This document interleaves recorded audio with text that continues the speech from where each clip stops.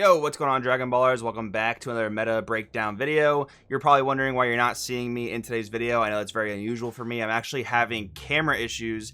It just seems like OBS is not picking up my capture card, so I'll probably be spending the rest of the day trying to figure out what the issue is with that. So hopefully I'll have it fixed for tomorrow, but you know, time will tell on that one. But anyways, we're going over 4 different events that took place over the weekend in today's video. Definitely the most that I've gone over in one meta recap video. So we'll try to keep it as concise as possible while also breaking down each individual meta, because just from looking at the top cut data, each meta is actually very different. It's actually pretty interesting, so we'll talk about some phenomena that maybe kind of led to that. But anyways, guys, if you are new here, definitely subscribe, hit that bell so you don't miss a video. If you guys want to help support the channel, there are many ways down in the description to do so, particularly today. If you want to compete in events just like the ones we'll talk about today, check out the Patreon down in the description. It does help the channel out a lot, helps you get your game up, and you can see where my head's at competitively. And if you're interested in coaching, getting ready for the competitive season, you can also find that there. That being said, let's just get started.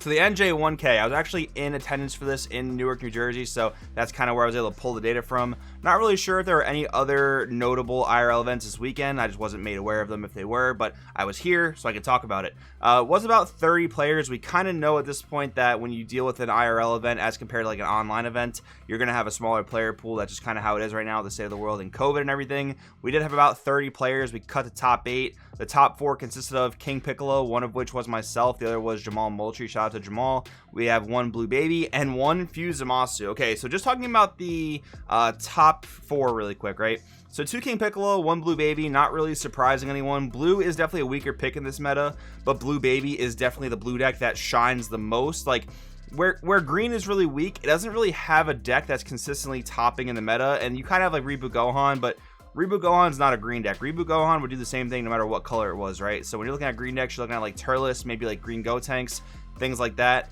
Green doesn't really have a representative in terms of like one deck that does consistently well. And Blue Baby, or Blue rather, is not the best color in the meta either, but it has Blue Baby, which kind of represents blue in the best way that it can. But what's crazy is we also have a Fuse Zamasu here in the top cut. When's the last time Fuse Zamasu has topped an event, right? Probably like maybe once, twice in set 11, but definitely not in set 12. So very cool to see that Fuse Zamasu made top 4 here. And I think what's really interesting about Fuse Zamasu making top 4 here is that the room had a lot of King Piccolo players, not very many Dark Broly players, but when you take blue, it actually has a pretty good Dark Broly matchup because of cards like Heroic Prospect Trunks. It has really good ways to fend off the Dark Broly aggression by floodgating them out of attacking with their big battle cards.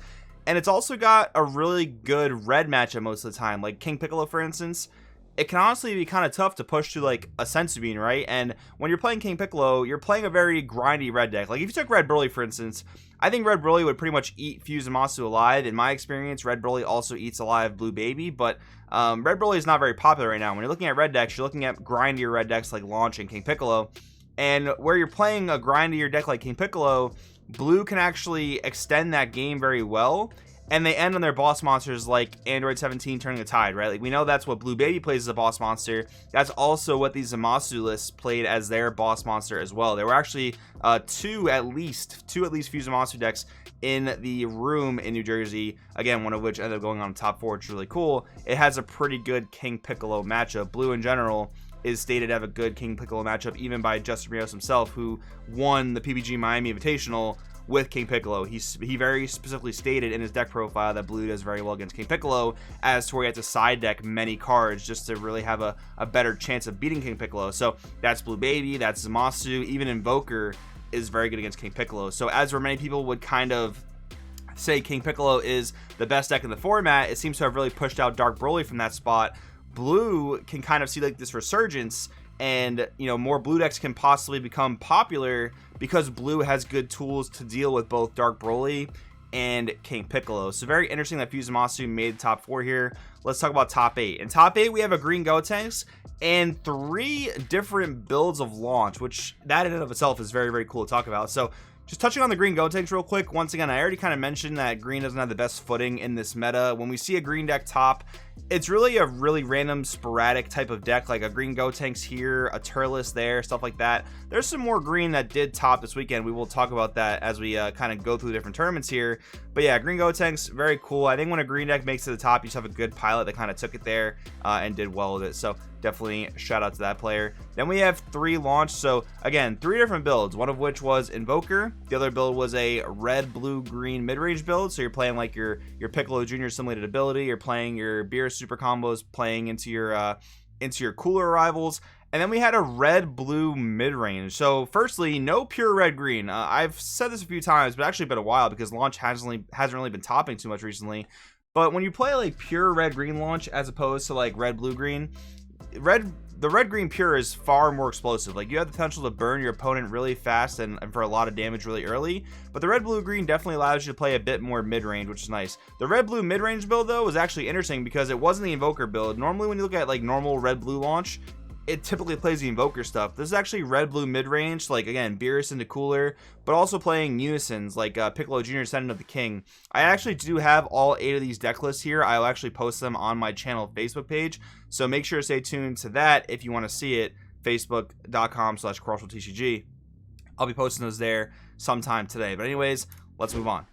Then we got the core TCG Webcam top 16. Again, Webcam event, much bigger player pool. Let's take a look. So we got Invoker coming at first place, 3 Blue Baby. None of that is really too surprising. Invoker's a really good pick. I think in terms of control decks, Blue Baby has better matchups, but I think Invoker has a more powerful win condition, and that win condition can come out earlier too, right? Like, and if you look at this whole top 16, which we'll kind of go through, this top 16 looks very aggro, so I don't know, Invoker might be more slightly well positioned to deal with that just because its win con comes down faster. But I say that, and then we see 2 Red Broly also making top 16, which we haven't seen Red Broly do much for quite a long time, so it's kind of neat to see it in the top 16 here.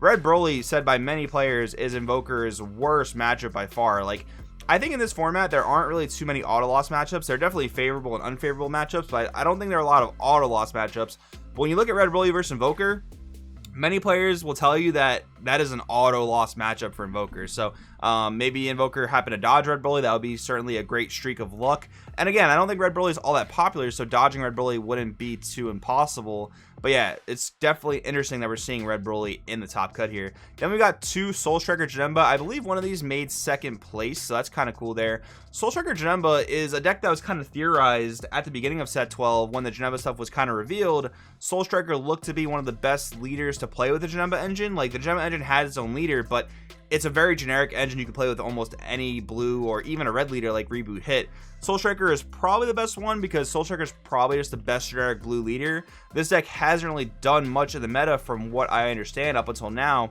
so pretty cool to see it there.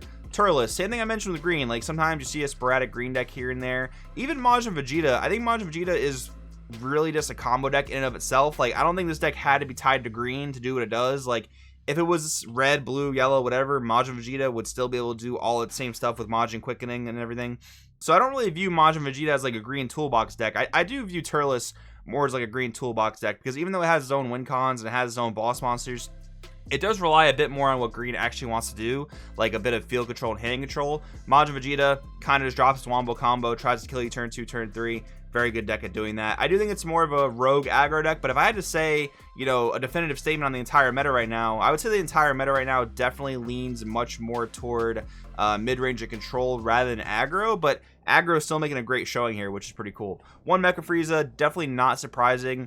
1 Sin Control and no other Sin variants in this particular top 16. We'll see that actually change as we go to the next event, but that's pretty cool. A Bulma, we see Bulma do pretty well here and there. Like, I think red is definitely the best color in the meta. You've got King Piccolo, you've got Launch, you've got Red Broly, and even to a lesser degree Bulma. Bulma does top every now and again, so it's always cool to kind of see that. 1 Gogeta Xeno, 1 Android 16, and 1 Dark Broly rounding out the tournament. Cool to see Gogeta Xeno. I think that's kind of like a flex spot between like Vegex and Gogeta Xeno. Vegex is definitely more likely to top a given event than Gogeta Xeno, but I think when we're looking at black decks, Dark Broly has got to be the best one. Dark Broly does get kind of pushed out by Violent Rays, but I guess there's not too much red in this top 16. You've got Invoker, the 2 red Brolys, and the Bulma. Besides that, not too much red. So this Dark Broly player was able to make it to the top 16. Gogeta Xeno doesn't really care about Violent Rays all that much. And Ender 16. So far, it's the only Evolution Booster deck we've seen top an event this weekend. So definitely a cool thing to see. Then we got Attack Webcam top 16, starting off with 2 Sin Aggros, one of which did win the event. Again, in this one, we'll kind of just spoil it real quick. We're seeing 3 different variants of Sin here. 2 Sin Aggro, 1 Sin Control, and from the list that I saw, kind of like a Sin mid-range that tried to do like the early Cell Xeno thing, but also kind of sit back on your control pieces like the 9-drop Sin and whatnot. So very, very cool and diverse. Again, I've said it a few times, like if you want to play every single play style in the game, just buy all the Sin cards, and you can kind of change your playstyle depending on how you're feeling in a given week. 5 Dark Broly in this top 16. This is actually insane because we haven't seen this much rep for Dark Broly since like probably the beginning of set 12, even maybe a little bit before that. Like a little bit before that, Dark Broly was just destroying everything. It was almost like Vegex level in its prime in terms of like representation level. But yeah, ever since Red became more popular, it's kind of pushed Dark Broly out of the meta because Violent Rays is such a hard counter to the deck. But in this format right here, in this top 16, we only see, you know, 3 red decks as opposed to all the other decks. Like so much yellow in this meta, and even green that we're seeing right here, does, you know, give Dark Broly a lot of room to thrive. Although there are 2 Blue Baby as well, which does have a pretty good Dark Broly matchup. But as long as Dark Broly can hit all the yellow and other black decks, and even the green decks, it can do pretty well. When it goes up against red and blue, it's definitely a bit tougher of a matchup. Like I said before, they have good, you know, red and blue both have good floodgates to deal with Dark Broly. And we got, again, Majin Vegeta, pretty cool there. A pure red-green launch, so it looks like 4 different variants of launch have topped this weekend, which is kind of neat. Another Gogeta Xeno, which is quite interesting. Maybe people are kind of starting to, you know, change the way Gogeta Xeno is approached, and maybe that's what's leading to a bit more of its success in this weekend. I don't think we've really seen Gogeta Xeno do too much in the meta. I know it's topped an event here or there, but this weekend shows a bit more consistency, which is kind of neat. And then going on to the last event of the weekend, the PPG Online Championship Qualifier. I believe it was only 25 or so players. I could be totally wrong on that. I did check the Best Coast pairing standings at the end of the event and only saw, I think, 26 names listed, but that could have been after some player cuts. I'm not sure about that. I think it was a smaller size tournament. Someone correct me if I'm wrong, but I do have the top 4 from that event. We've got 1 King Piccolo winning the event. We got a Reboot Gohan. Now, even though this was an online event, there's actually best of 3. The other 2 online events we looked at were best of 1. I believe those were both Bandai regionals, which had been slated to be best of 1. But we do have the PPG Online event here, which was best of 3, so Reboot Gohan was legal. And then 3rd and 4th place, Mecha Frieza. Shout out to Anthony McAuliffe, my teammate, for getting top 4 with Mecha Frieza in this event. But, you know, this is pretty much what we're used to here. Nothing too crazy about the top 4 here. King Piccolo winning, honestly, doesn't really catch anyone by surprise. Reboot Gohan, it's a really absurd deck. It's really strong. And actually, if the field is full of King Piccolo, Reboot Gohan's going to do incredibly well because King Piccolo struggles a lot against Reboot Gohan. Starting at 6, get triple strike twice, you kind of just die before you can even awaken. And then you've got Mecha Frieza, which does have a good Reboot Gohan matchup. So that kind of makes sense there as to how Mecha made it so far. But it's kind of weird, actually, because we don't usually see multiple Mechas making a top cut. I wonder what the top 8 looked like in terms of if there was more Mecha. That would be kind of interesting. But anyways, guys, that's what I got for you today. Hopefully you guys enjoyed a little bit of the breakdown. Again, check out the Facebook page. I'll be posting some of the deck lists there from the NJ1K. Sorry about the lack of camera. If that was awkward, I'm going to be trying to fix that issue. Thanks for watching, and I will see you guys next time.